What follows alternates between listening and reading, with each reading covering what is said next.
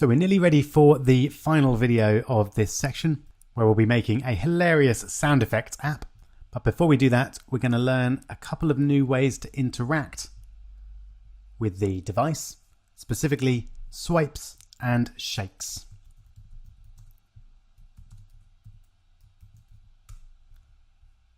So I'll save that as usual on the desktop. And we'll be working completely in viewcontroller.swift here. We don't need any actual user interface at all. So first off, to detect a shake, there is a method that we can use called motion ended. There it is. And this detects a number of types of motion of the phone. And specifically, we're going to look for the shake motion. And we can detect that by looking at this event variable. So we can use event.subtype, and event is an optional. So we're just checking here if event.subtype is equal to UI event subtype dot motion shake. And you can see we've got a few other UI events which are all to do with remote control. So we'll focus on the shake motion. And then simply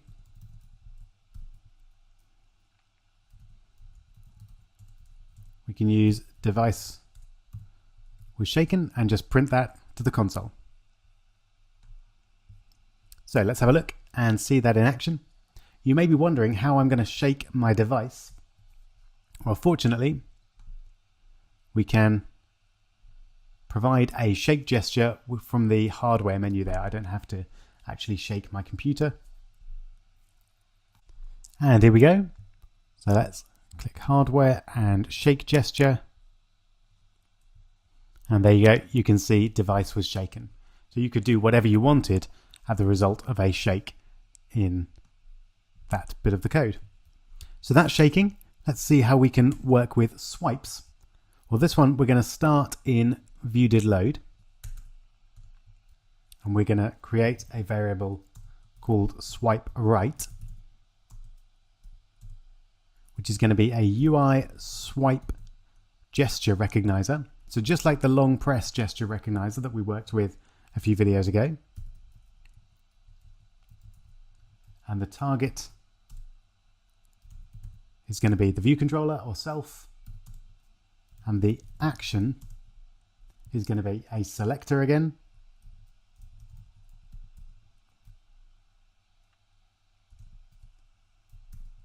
And I'll just create the selector itself, or the method. So I'll call this swiped. And just like with the long press recognizer, this is going to receive a gesture of a type UI gesture recognizer. And now that we've got that, we can go back to our selector and select view controller dot swiped. And it's going to pass on the data because of that colon there as well. So at the moment that will just detect a swipe. If we want to detect specifically a swipe to the right, then we set swipe right direction to be equal to UI swipe gesture recognizer direction dot right. Simple as that. And then we can add it to any UI element that we've got. We don't have any UI elements, so I'm just going to add it to the view, which is the whole screen. So we'll add a gesture recognizer, and the gesture recognizer we're going to add is swipe right. Okay, very quick challenge for you then. Can you create a swipe left gesture recognizer? Go for it.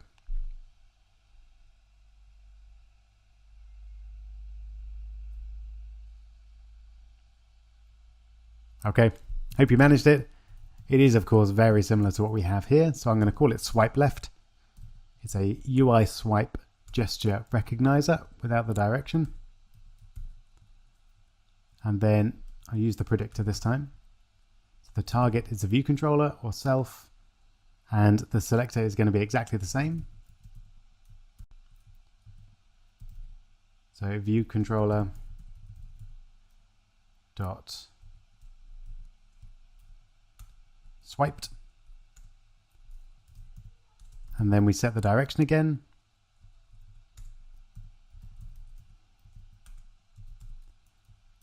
So it's going to be as before, UI swipe gesture recognizer direction dot left. And finally, we add it to the view. Swipe left.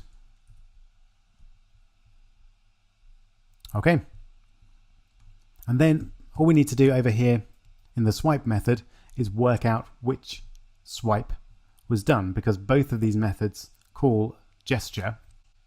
So we need to work out from the gesture variable what sort of a swipe it was. So first off, we need to convert the UI gesture recognizer into a UI swipe gesture recognizer. So we'll attempt to cast it. So if let swipe gesture is equal to gesture as, and then UI swipe gesture recognizer.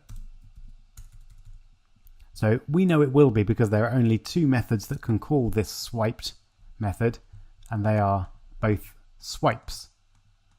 But it's always good to check, just in case this method could be caused by a different type of gesture, and again, that would cause a crash in your app if it did. And then we're going to use a new type of Swift construct here, the switch, which is really just a way of doing a bunch of if statements a little bit more neatly. So what we do with a switch is we look at the variable that we're interested in. So in this case, it's swipe gesture dot direction. And then we have a number of different cases. So one possibility is that the direction is right, which would be UI swipe gesture recognizer direction dot right. If swipe gesture dot direction is equal to UI swipe gesture recognizer direction dot right, then do something, and we'll just print user swiped right. Our next case is that UI swipe gesture recognizer direction left is equal to swipe gesture direction, and if that's the case, we'll have user swiped left. And finally, with all switches you need a default case, which is essentially what to do if neither of those is true. And that thing to do is simply break, which breaks out of the switch and ends the process.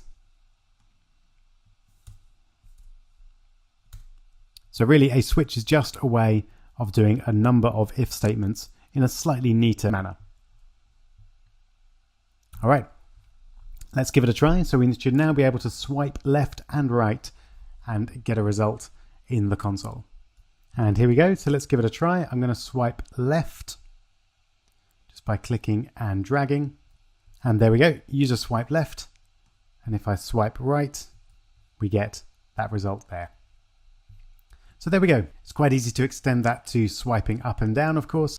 So feel free to play around with that. But we're going to stop the swipes and shakes there and move on to our final app of this section, which is one I particularly enjoy, called Sound Shaker.